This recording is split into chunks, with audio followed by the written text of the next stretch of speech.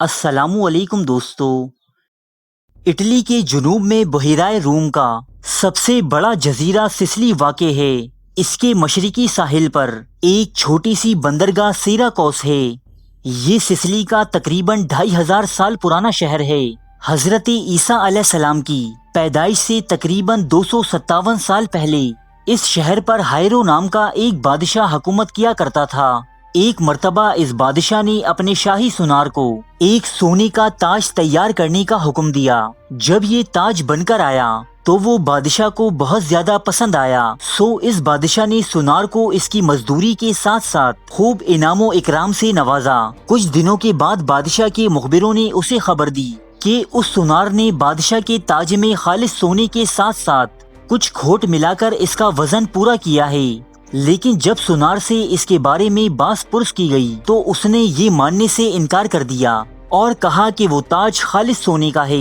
یہ معاملات دیکھ کر بادشاہ اور اس کے مصاحب سخت تشویش میں مبتلا ہوئے، کیونکہ اس وقت تک ایسی کوئی ٹیکنالوجی ایجاد نہ ہوئی تھی جو کھرے اور کھوٹے سونے میں فرق تلاش کر سکے۔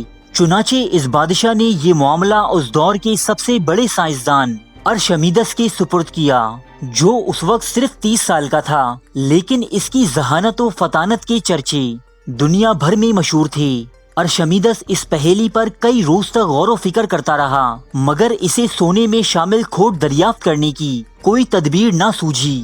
ایک دن نہانے کی غرض سے وہ بازار کے ایک حمام میں گیا۔ جو ہی وہ کپڑے اتار کر پانی سے بھرے ٹب میں اترا، اسے اپنے وزن میں کمی اور ٹب کا پانی باہر آتا محسوس ہوا۔ تب اس کے دماغ میں یہ خیال پیدا ہوا کہ اگر شاہی تاج کو پانی میں ڈبویا جائے تو اس کے وزن میں کمی پیدا ہوگی اور اس کے حجم کے مساوی مایع باہر آ جائے گا۔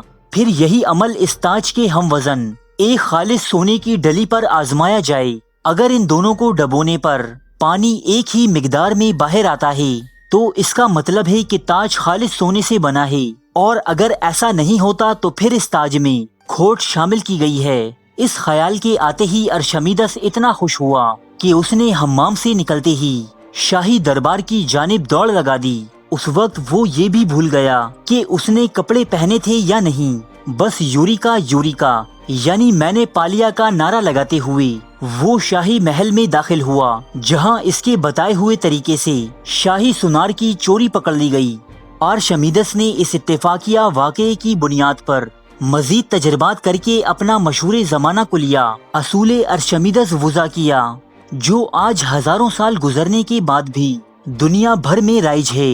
اصول ارشمیدس: جب کسی ٹھوس شے کو کسی مائع شے کے اندر پوری طرح ڈبو دیا جائے تو اس ٹھوس شے کے وزن میں کمی واقع ہو جائے گی، جو اس شے کے مساوی الحجم مائع کے وزن کے برابر ہوگی۔ ارشمیدس کو دنیا کا پہلا انجینئر تسلیم کیا جاتا ہے جو 287 قبل مسیح سسلی میں پیدا ہوا۔ ارشمیدس کا باپ ایک امیر آدمی تھا جس نے اسے تعلیم دلوانے کی خاطر مصر کے شہر اسکندریہ روانہ کیا، جہاں سے ارشمیدس ایک ماہر سائنسدان بن کر لوٹا۔ زمانہ طالب علمی میں ہی ارشمیدس نے ایک ایسا آلہ ایجاد کر لیا تھا جو پانی کو نچلی سطح سے بالائی سطح تک لے جانے کے کام آتا تھا۔ موجودہ دور میں بھاری بھرکم وزن اٹھانے کے لیے جو بڑی بڑی کرینیں اور ان میں نصب پلیاں استعمال کی جاتی ہیں، وہ دراصل ارشمیدس ہی کی ایجاد ہیں۔ ارشمیدس ہی وہ پہلا شخص تھا کہ جس نے لیور اور چرخیوں کی مدد سے بھاری بھرکم وزنی اشیاء کو معمولی طاقت کے ذریعے اٹھانے کی ابتدا کی۔ اہل علم ارشمیدس کو یونان کا سب سے بڑا سائنسدان قرار دیتے ہیں، کیونکہ اس سے قبل یونان میں گزری بیشتر ہستیاں فلسفیانہ اور مفکرانہ سوچ کی حامل تھیں جو صرف اپنے نظریات کی بدولت جانی جاتی ہیں، جبکہ اس کے برعکس ارشمیدس وہ انسان ہے جسے دنیا آج تک اس کی بنائی ہوئی چیزوں اور عملی اقدامات کے سبب پہچانتی ہے۔ جس دور میں ارشمیدس یہ تمام علمی کارنامے سر انجام دے رہا تھا، یہ وہی دور تھا کہ جب یونانی تہذیب اپنا دم توڑ رہی تھی اور اس خطے میں ایک نئی فوجی طاقت جنم لے رہی تھی جسے دنیا سلطنت روما کے نام سے جانتی ہے۔ ارشمیدس کی عمر کے آخری ایام رومن سلطنت سے اپنے آبائی شہر سیراکوس کی حفاظت میں گزرے۔ اس موقع پر آرشمیدس نے اپنا سائنس کا سارا علم جنگ کے لیے وقف کر دیا۔ ایک دور ایسا آیا کہ جب رومی جنرل مارسیلیوس نے آرشمیدس کے شہر کو چاروں اطراف سے گھیر لیا، لیکن وہ یہ دیکھ کر حیران رہ گیا کہ آرشمیدس نے ساحل سمندر پر ایسی مشینیں لگا رکھی تھیں جن کی مدد سے بڑے بڑے بحری جہازوں کو پانی میں غرق کیا جا سکتا تھا۔ یہ بات بھی مشہور ہے کہ اس نے چند عدسوں اور آئینوں کی مدد سے ایسی توپیں ایجاد کی تھیں جو سورج کی روشنی کو پانی کے بڑے بڑے جہازوں پر منعکس کرتیں۔ چونکہ یہ جہاز لکڑی کے بنے ہوتے تھے اس لیے بآسانی ان میں آگ لگ جاتی۔ اس کے علاوہ روم کے کچھ بحری جہازوں کو آرشمیدس نے اپنی لیور ٹیکنالوجی کے سبب رسیوں کی مدد سے کھینچ کر چٹانوں سے ٹکرا کر پاش پاش کر دیا۔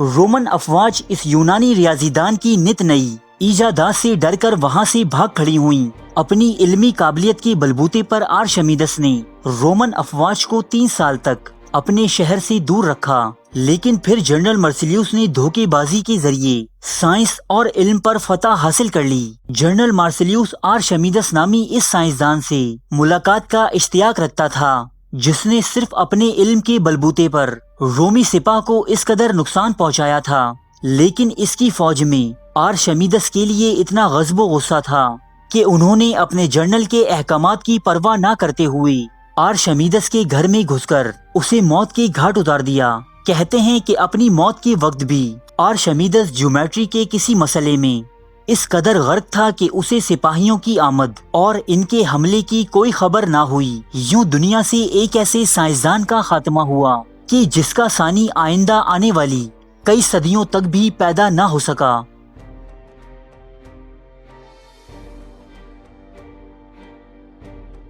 ارے فرینڈز، 1 منٹ، آپ ایسے ہی جا رہے ہیں؟ اتنی محنت سے ویڈیو بنائی ہے، ایک لائک تو بنتا ہے نا؟ اور دوسرا یہ کہ آپ ہمیں اتنی بڑی دنیا میں دوبارہ کیسے ڈھونڈیں گے؟ تو اس کا حل یہ ہے کہ آپ ہمارے چینل کو سبسکرائب کر لیجئے اور اس بیل کے آئیکن کو کلک کر دیجئے۔ اس طرح ہمارے آنے والی تمام ویڈیوز آپ تک پہنچتی رہیں گی۔ ارے ڈریے مت، یہ بالکل فری ہے۔